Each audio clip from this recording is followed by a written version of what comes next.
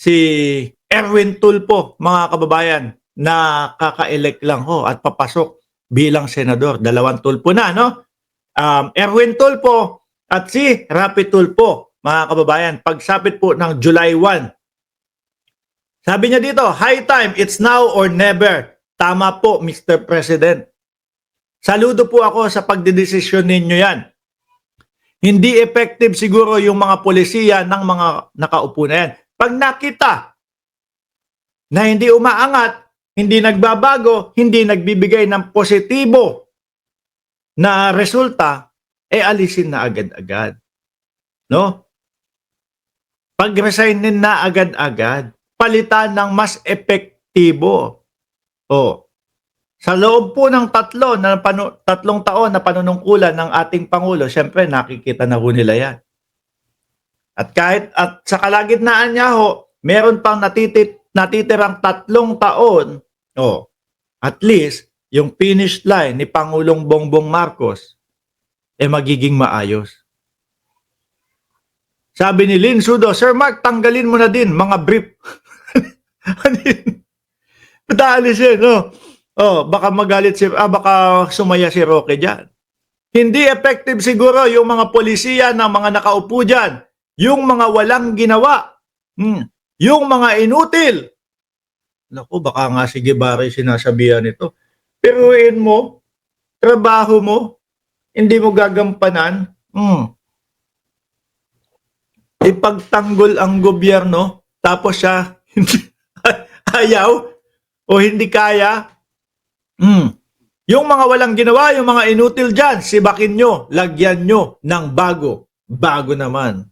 Di ba? Sabi ni Marus Vlog, kaso si Romualdez naman, magkakaroon ng problema. Remember, Yolanda Typhoon. Ngayon, eto pa, isa pa. Si Jinggoy Estrada, mga kababayan.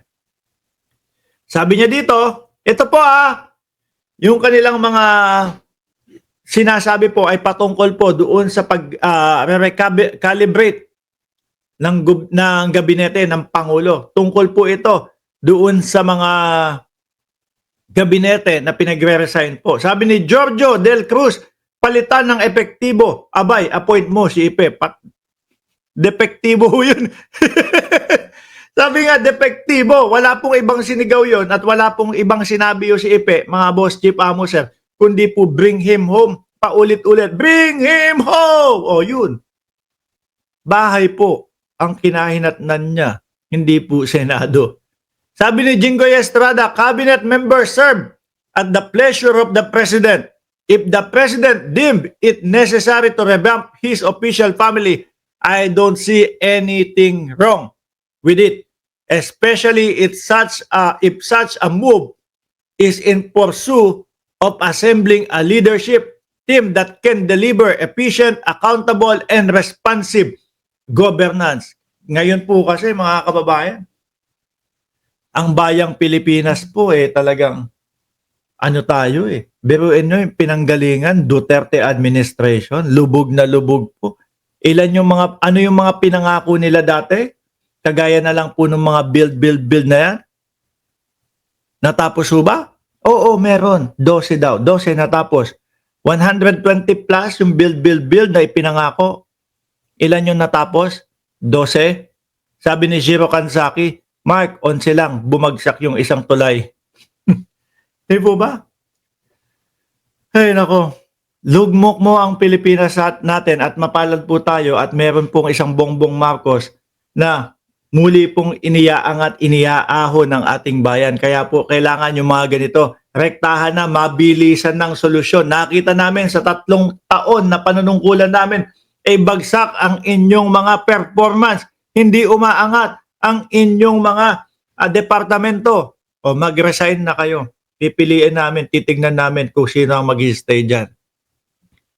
It's a step in the right direction as it appears to be part of genuine reform effort to restore the people's trust in our institution.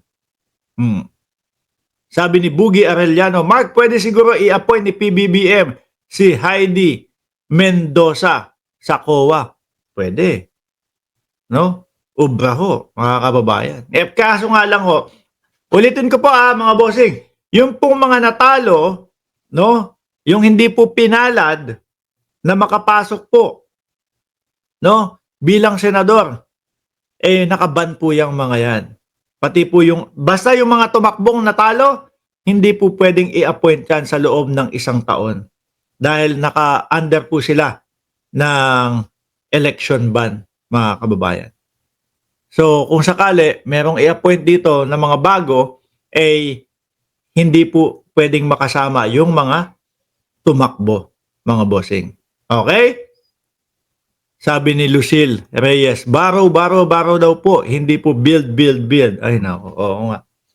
Anyway, mga boss chief mo sir, 2,000, umabot tayo 3,000. Umabot tayo ng 3,000, tapos like natin 732. Aba, bago po tayo magtapos, eto pong channel natin, like lang naman po ang hinihingi sa inyo.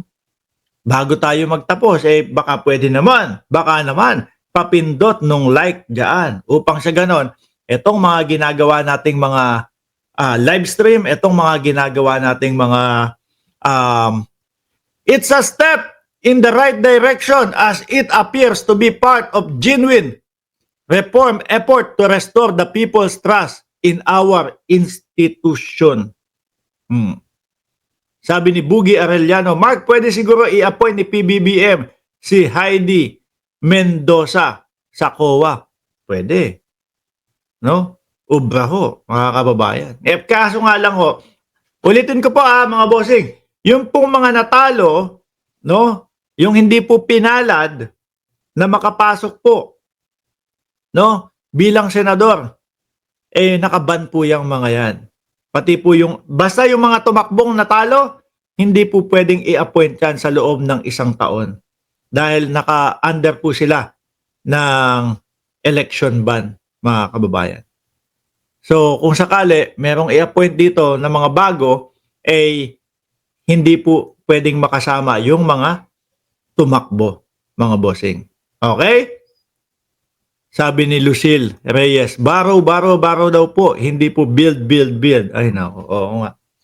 Anyway, mga boss chief mo sir, 2,000, umabot tayo 3,000. Umabot tayo ng 3,000, tapos like natin 732. Aba, bago po tayo magtapos, eto pong channel natin, like lang naman po ang hinihingi sa inyo.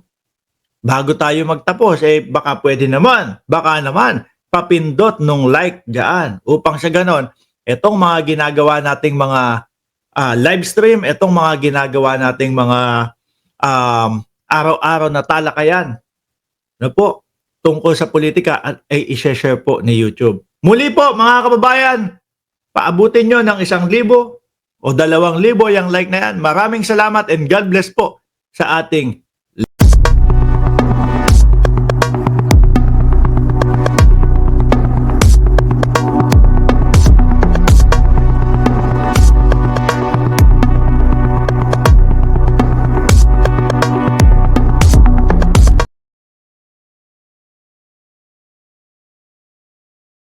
araw-araw na talakayan, na po, tungkol sa politika, ay i-share po ni YouTube. Muli po, mga kababayan, paabutin nyo ng 1,000 o 2,000 yung like na yan. Maraming salamat and God bless po sa ating